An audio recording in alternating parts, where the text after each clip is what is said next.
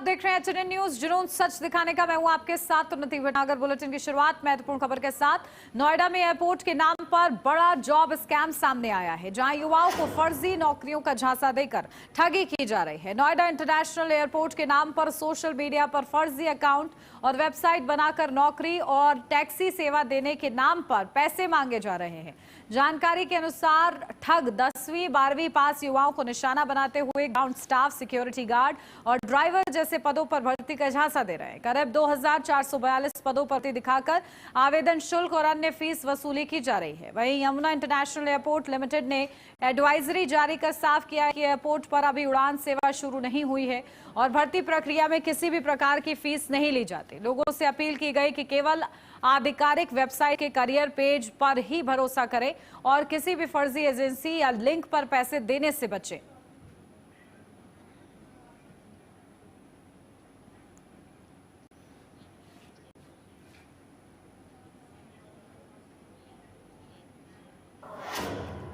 कांग्रेस के प्रदेश अध्यक्ष अजय राय आज सुल्तानपुर पहुंचे। यहां उन्होंने जम्मू कश्मीर के कुपवाड़ा में शहीद हुए अखिलेश शुक्ला के परिजनों से मुलाकात की और उन्हें सांत्वना दी। इस दौरान उन्होंने कई राजनीतिक मुद्दों पर बात रखी। उन्होंने महिला आरक्षण बिल पर बात करते हुए कहा कि महिला आरक्षण बिल का कांग्रेस शुरू से प्रयास की थी। सरकार को 543 सीटों में 33% आरक्षण लागू करना है। साथ ही उन्होंने महंगाई और बेरोजगारी के मुद्दों पर भी केंद्र सरकार की आलोचना की। इसके अलावा अजय राय ने स्मार्ट मीटर योजना का विरोध करते हुए इसे बंद करने और जमा धनराशि वापस करने की मांग की। उन्होंने केंद्र सरकार पर विपक्ष को निशाना बनाने का भी आरोप लगाया है। देखिए, महिला आरक्षण के लिए कांग्रेस शुरू से प्रयास कर रही है। 2023 में ये महिला आरक्षण बिल सर्वसम्मति से पास हो गया। जब सर्वसम्मति से तेज मोदी ने सबको धन्यवाद भी दे दिया, तो 2026 में उसको फिर ले आकर महिला आरक्षण बिल में और परिसीमन और केवल अपनी जो सोच है कि परिसीमन में और वोट सीटें कैसे बढ़ा लें। 800 कुछ सीट बढ़ा रहे हैं। अरे जो अभी 543 सीटें हैं उसमें आप महिला आरक्षण 33% कर दो ना। अभी महंगाई बेरोजगारी में इतना फिर बढ़ाएंगे तो देश की जगह और भार डालेंगे। ये निश्चित तौर से ये केवल अपन मानी करना चाहते हैं और काम बने रहें, उसके लिए काम करना चाहते हैं। और अब ये कारण से आज पूरा विपक्ष के लोगों ने, कांग्रेस के हमारे नेता आदरणीय राहुल जी, सब लोगों ने मिलकर निश्चित तौर से जो आज ये देश के जो बड़ी बड़ी बात करने वाले लोग हैं उसको रोका है। और मैं एक कहना चाहूँगा, ऐसा व्यक्ति महिला आरक्षण की पैरवी कर रहा है जो पत्नी को सम्मान नहीं दे पाए। फिरोजाबाद नगर निगम में उस समय हड़कंप और हंगामा खड़ा हो गया जब उप सभापति कक्ष पर ताला लगा मिला। इससे नाराज पार्षदों ने नगर निगम परिसर में जोरदार विरोध प्रदर्शन किया और प्रशासन के खिलाफ नारेबाजी की। पार्षदों का आरोप है कि यह कक्ष विकास कार्यों और जन समस्याओं की चर्चा का प्रमुख स्थान था, जिसे बिना सूचना बंद कर दिया गया। इससे उन्होंने लोकतांत्रिक अधिकारों का उल्लंघन बताया है। पार्षदों ने चेतावनी दी कि अगर कक्ष नहीं खोला गया तो बड़ा आंदोलन किया जाएगा।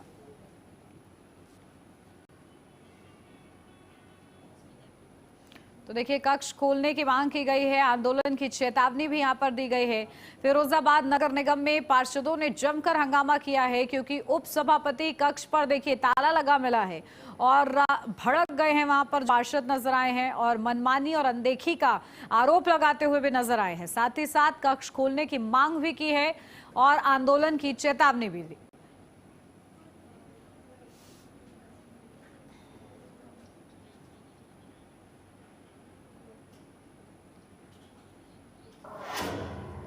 रायबरेली के जिला अस्पताल में सुरक्षा व्यवस्था को लेकर बड़ा विवाद सामने आया है। इमरजेंसी वार्ड के बाहर सुरक्षा गार्डों और तीमारदारों के बीच जमकर कहासुनी और धक्का मुक्की हुई, जिससे माहौल काफी तनावपूर्ण हो गया। इस पूरी घटना का वीडियो सोशल मीडिया पर वायरल हो गया है। बताया जा रहा है कि हाल ही में एक महिला डॉक्टर पर हमले की घटना के बाद अस्पताल में अतिरिक्त सुरक्षा गार्ड तैनात किए गए थे, लेकिन इसके बावजूद हालात काबू में नहीं रह पाए। घटना के बाद स्थानीय लोगों ने अस्पताल प्रशासन से सख्त कार्रवाई और सुरक्षा व्यवस्था को मजबूत करने की मांग की है। फिलहाल प्रशासन पूरे मामले की जांच में जुटा हुआ है।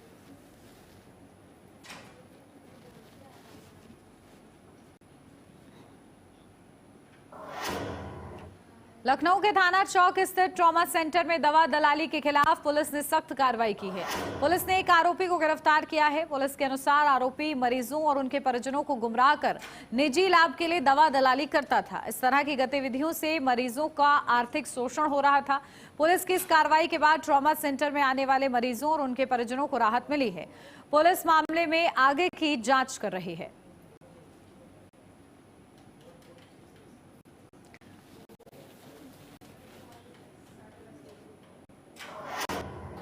खबर मुजफ्फरनगर से है, जहां रिश्वतखोरी के वायरल ऑडियो ने इस विभाग में हड़कंप मचा दिया है।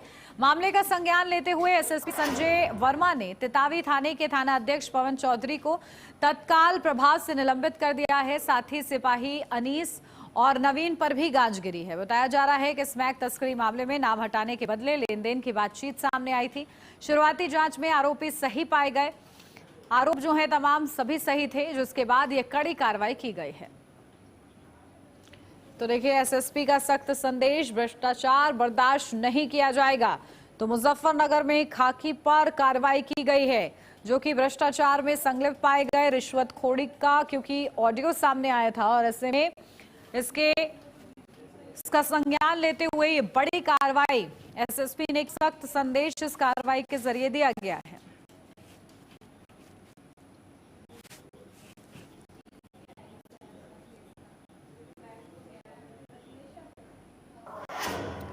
बुलंदशहर से एक दर्दनाक खबर सामने आई है, जहां बस से उतरते समय अनियंत्रित होकर गिरी एक छात्र की टायर के नीचे आने से मौके पर ही मौत हो गई।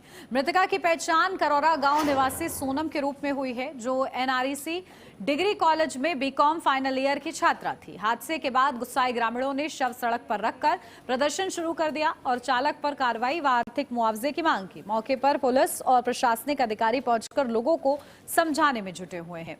तो देखिए, ग्रामीणों ने किस तरीके से प्रदर्शन किया है, जाम लगाया है, चालक पर कार्रवाई और मुआवजे मांग की जा रही है। अब तो दर्दनाक सड़क हादसा सामने आया है, जिसकी वजह से एक छात्रा की गिरने की वजह से मौके पर ही मौत हो गई है और उसके परिजनों ने प्रदर्शन किया है, सड़क जाम की है और न्याय की गुहार लगाई है। चालक पर कार्रवाई और मुआवजे की मांग की जा रही है।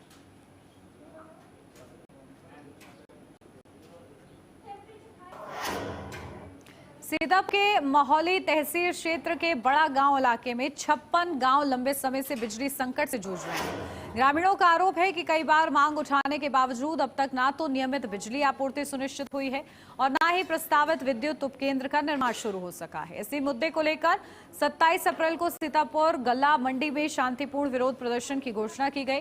किसान नेता पिंदर सिंह सिद्धू का कहना है कि यह आंदोलन पूरे क्षेत्र की जरूरतों और अधिकारों की लड़ाई है।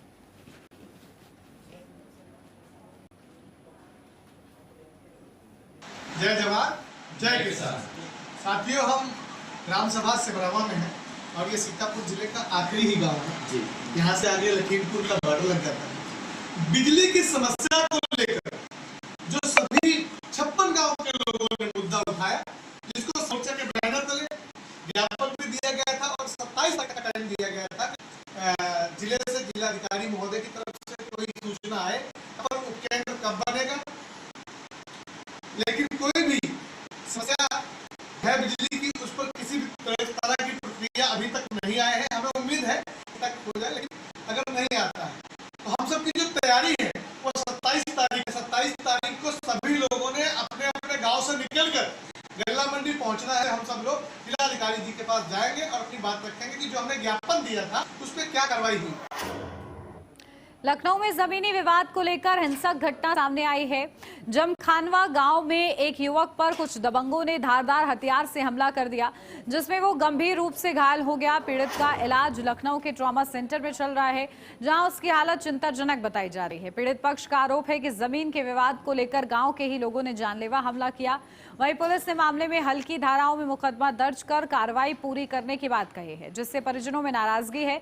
घटना की जानकारी मिलते ही सपा के मोहनलालगंज सांसद आर.के. चौधरी अपने समर्थकों के साथ पीड़ित के घर पहुंचे और न्याय दिलाने का आश्वासन दिया। उन्होंने चेतावनी दी कि अगर आरोपियों पर कड़ी कार्रवाई नहीं हुई तो धरना प्रदर्शन किया जाएगा। पुलिस मामले की जांच में जुटी हुई है। तो देखिए, इस हमले में युवक गंभीर रूप से घायल हुआ है। जमीनी विवाद का क्योंकि पूरा ये मामला बताया जा रहा है, तो युवक पर हमला किया गया है। वो भी धारदार हथियार से, जिसके बाद वो युवक गंभीर रूप से घायल हुआ। आनन फानन में उस पे अस्पताल में भर्ती कराया गया है। फिलहाल इस पूरे मामले की जांच पुलिस की ओर से की जा रही है। की आई है, सुमित की पोता की आई है, हमारे उधर घुसा मैंने खा लेके मारा पूरे परे हैं। दादी पता चला है कि एक आपके बेटे थी आंख भी हाँ, जो धर्मेंद्र में इस केजी अमू के गांधी वार्ड में धर्मेंद्र हमारी महुरिया शादी लिया, हमका भैया सुझाव नहीं हमका कार्रवाई अभी तक की है उसमें? नहीं सर, अभी कोई कार्रवाई नहीं हुई है। छोटे छोटे बच्चे हम लोग क्या करें इनको। इस बात को लेकर मारपीट हुई थी? खेत के बारे में सर, मेरा ही खेत कब्जा करने गए थे, वहाँ पे लड़ाई हो गई। बिजनौर में एक पेट्रोल पंप के पास देर रात भीषण सड़क हादसा हो गया। दो बाइकों के आमने सामने टक्कर में 2 युवकों की दर्दनाक मौत हो गई, जबकि कई अन्य युवक गंभीर रूप से घायल हो गए। हादसे के बाद मौके पर चीख पुकार मच गई और स्थानीय लोगों ने तुरंत पुलिस को सूचना दी। सूचना मिलते ही पुलिस मौके पर पहुंची और दोनों शवों को कब्जे में लेकर पोस्टमार्टम के लिए भेज दिया।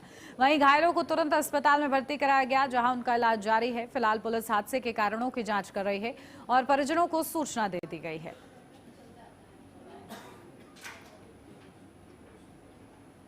तो देखिए, घायलों का अस्पताल में इलाज जारी है।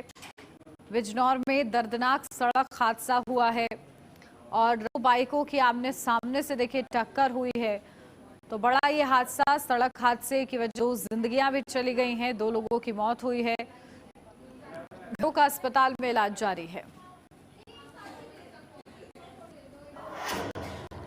अब खबर मुजफ्फरनगर से, जहां बाइक सवार एक का दरिंदे ले तो 6 साल की मासूम बच्ची का अपहरण किया। इसके बाद जंगल में ले जाकर उसके साथ दुष्कर्म किया। इस दौरान बच्ची के रोने की आवाज सुनकर राहत चलते लोग जब मौके पर पहुंचे तो आरोपी घटनास्थल से फरार हो गया। मौके पर मौजूद लोगों ने बच्ची को उसके घर पहुंचाया। इसके बाद पीड़ित परिवार ने थाने पहुंचकर केस दर्ज कराया। पुलिस ने मामले में कार्रवाई करते हुए आरोपी को गिरफ्तार कर लिया है। बच्ची का भी अस्पताल में इलाज जारी है।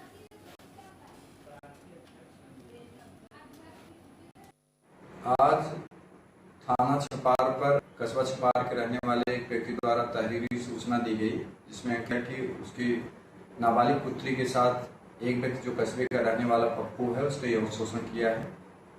इस संदर्भ में तत्काल सुसंगत धाराओं में थाने पर अभियोग पंजीकृत कराया गया और आरोपी व्यक्ति को पुलिस हिरासत में ले लिया गया है। उससे पूछताछ की जा रही है और अग्रिम विधायिक कार्यवाही सुनिश्चित की जा रही है। यार रुकने छोड़ से ब्रेक के लिए, जल्द हाजिर होते हैं।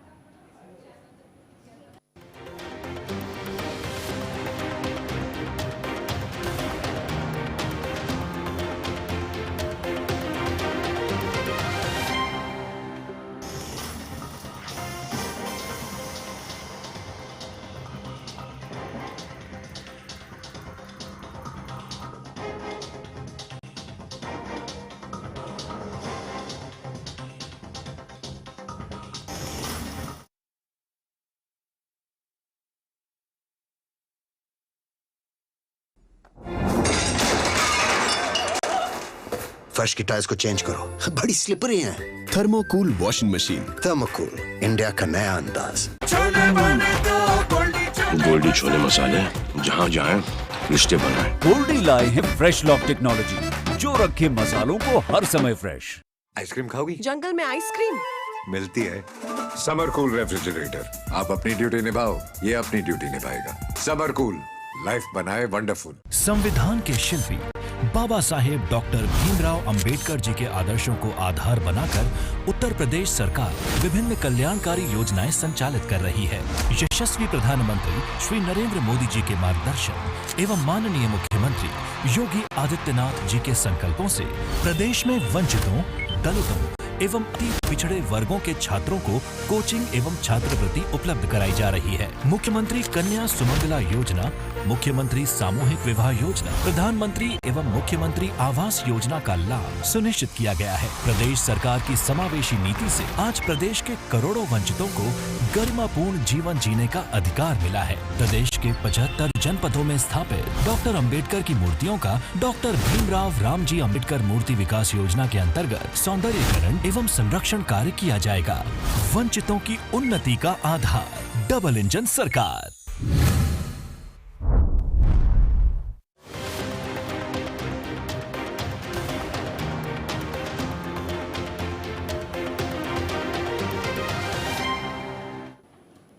ब्रेकफास्ट, स्वागत है आपका। बढ़ते हैं आगे। नोएडा में 19 साल के युवक ने आत्महत्या की है।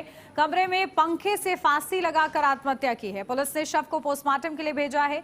श्रावस्ती का रहने वाला ये मृतक युवक बताया जा रहा है। आत्महत्या के कारणों का पता लगा रही है लगातार पुलिस कि आखिर कैसे ये सुसाइड के पीछे क्या वजह सामने आई है। तो ये बड़ी खबर आपको बता रहे हैं। नोएडा में 19 साल के युवक ने आत्महत्या की है। कमरे में पंखे से फांसी लगाकर की आत्महत्या। पुलिस ने शव को पोस्टमार्टम के लिए भेजा है। श्रावस्ती का रहने वाला ये मृतक युवक बताया जा रहा है। तो आत्महत्या के कारणों का अभी फिलहाल पता ही लगाया जा रहा है पुलिस की ओर से। तो नोएडा से ये पूरी खबर है। 19 साल के युवक ने फांसी लगाई है और बताया जा रहा है कि श्रावस्ती का वो रहने वाला है। मृतक युवक जहां आत्महत्या के कारण अभी नहीं पता लग पाए हैं। पुलिस लगातार इसका प्रयास कर रही है कि आखिर क्या वजह रही जो 19 साल के युवक ने फांसी लगाई है, वो भी कमरे के अंदर पंखे से लटक कर। हालांकि शव को पोस्टमार्टम के लिए भेज दिया गया है। तो श्रावस्ती का रहने वाला वो युवक बताया जा रहा है।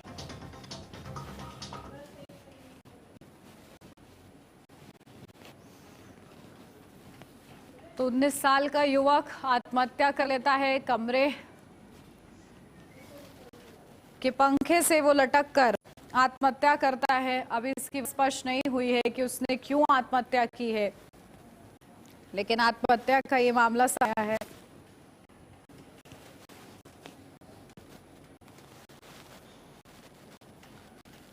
तो देखिए, पुलिस लगातार प्रयास कर रही है कि पता लगाया जा सके कि क्या वजह रही कि 19 साल के बच्चे ने इस तरीके से आत्महत्या।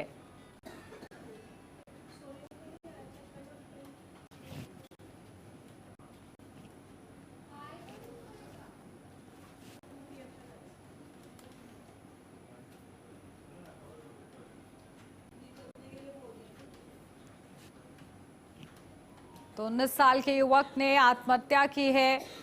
बड़ा ये मामला नोएडा से सामने आया है।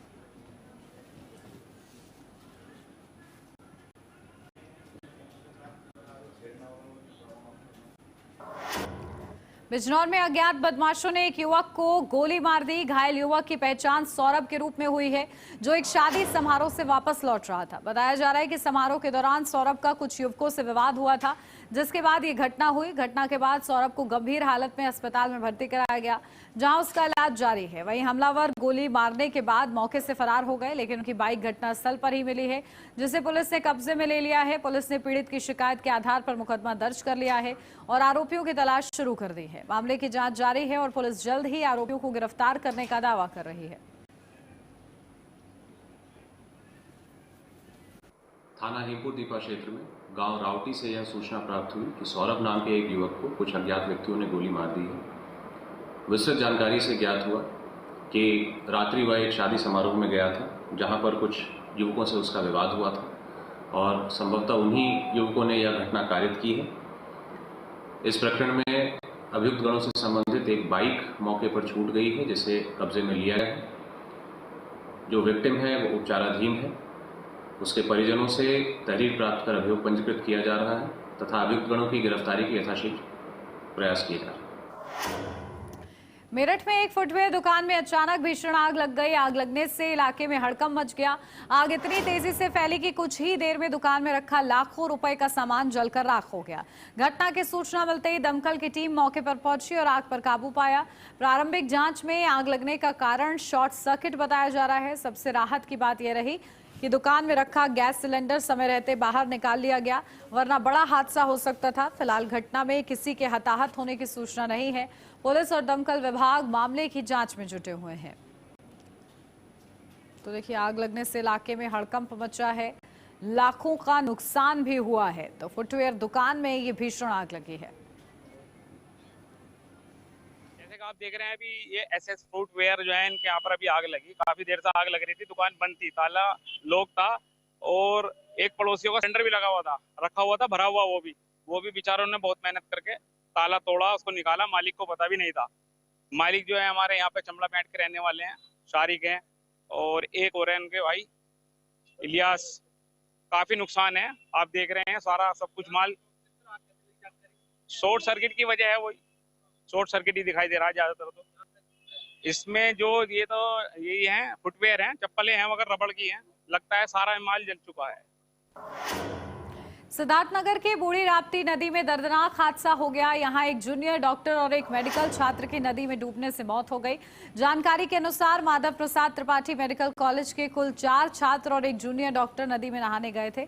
नहाने के दौरान 2 लोग गहरे पानी में चले गए और डूबने लगे। साथ मौजूद छात्रों ने शोर मचाकर मदद मांगी, जिसके बाद पुलिस और स्थानीय गोताखोर मौके पर पहुंचे। काफी मशक्कत के बाद दोनों को बाहर निकाला गया, लेकिन तब तक उनकी मौत हो चुकी थी। पुलिस ने दोनों शवों को कब्जे में लेकर पोस्टमार्टम के लिए भेज दिया है। घटना के बाद मेडिकल कॉलेज परिसर में शोक का माहौल है और छात्रों में गहरा दुख व्याप्त है।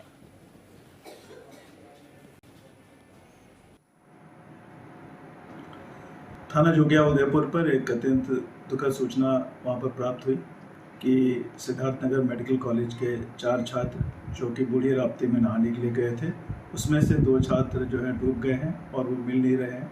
इस सूचना पर तत्काल थाना प्रभारी और क्षेत्राधिकारी वासी मौके पर पहुंचे। उनके द्वारा सहायता से राहत और बचाव कार्य वहाँ किया गया और जो 2 बच्चे जो डूब गए उनकी बॉडी को रिकवर किया गया और तत्काल उन्हें मेडिकल कॉलेज लाया गया, जहाँ पर डॉक्टर के दोनों बच्चों को मृत घोषित कर दिया गया।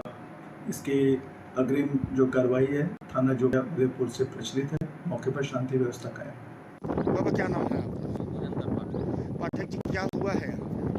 यहाँ मेडिकल कॉलेज में नहाने आया करते थे। आज भी 5-6 लोग आए। कुछ लोग और थोड़ा सा किनारे स्नान किए, 2 लोग यहाँ स्नान किए। उनके पीछे 2 लोग जो थे वो स्नान करने के लिए नदी में उतर गए। और नदी में उतर गए तो तत्काल, चूँकि यहाँ गहरा है, पानी यहाँ बहुत गहरा है, तो उसी में तुरंत डूब गए। कितने डूबे? 2 लोग डूबे। और कितने लोग आए थे? 6 लोग कम से कम। कैसे जानकारी हुई आप लोगों को? वो लोग हल्ला किए तुरंत 112 फोन किए, 112 भी आया। हम लोग को भी सूचना मिली, हम लोग भी भाग के पहुंचे यहाँ। तो किन लोगों ने इनको? गोताखोरों ने निकाला। कुशीनगर में प्रशासन ने अनफिट और अवैध रूप से संचालित वाहनों के खिलाफ बड़ा अभियान चलाया है।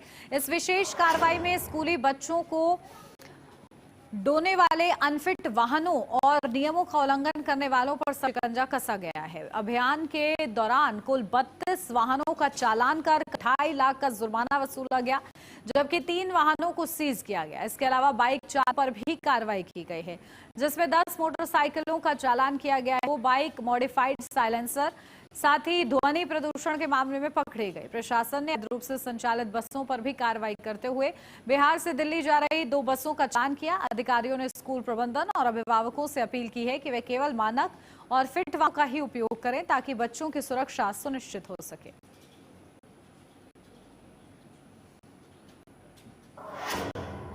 नोएडा के एलिवेटेड रोड पर तेज रफ्तार का कहर देखने को मिला। यहां एक कार ने ई-रिक्शा को टक्कर मार दी।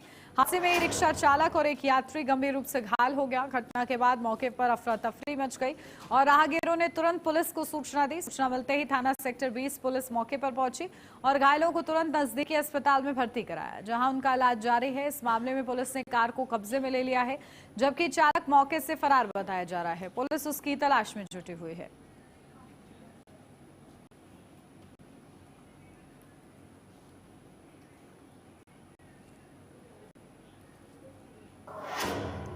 और इसी के साथ बुलेटिन में बस इतना ही। खबरों का सिलसिला आगे भी जारी रहेगा। आप देखते रहिए HNN न्यूज, जुनून सच दिखाने का।